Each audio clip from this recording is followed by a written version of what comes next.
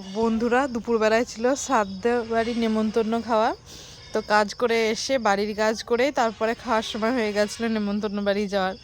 তো তাড়াতাড়ি করে চলে গেলাম, বাবু, আমি আর হচ্ছে আমার ননদের ছেলে আর তোমার দাদা ভাই আর হচ্ছে আমার কাকা শ্বশুরের ছেলে।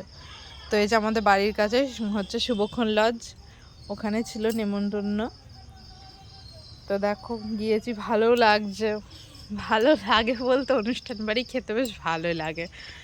বেশ সরু চালের ভাত প্রথমে দিয়েছিল লেবু, তারপরে সরু চালের ভাত, মানে ভাতটাও খুব সুন্দর, বুঝলে তো। তারপরে দিয়েছিল শাক, মানে লাল শাক, এত সুন্দর, মানে বাদাম দিয়ে টেস্টি করে রেঁধেছে, কি বলবো, খেতে কি ভালো লাগছে। তো প্রথমে শাক দিয়ে শুধু ভাত খেলাম, আর বাবু তো জানোই খেতে চাইছে না, আর বাবা এক গাল খাইয়ে দিচ্ছে, আমি খাইয়ে দিচ্ছি।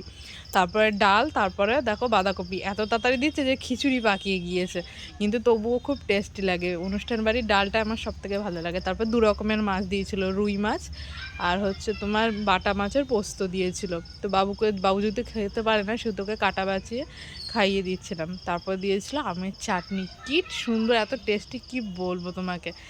মানে খাওয়ার শেষে যে চাটনিটা দেয়, যে কি ভালো লাগে কি বলবো। তারপর দিয়েছিল দইটা, মানে এত সুন্দর, মানে মিষ্টি আর ভালোই লাগছে। তারপর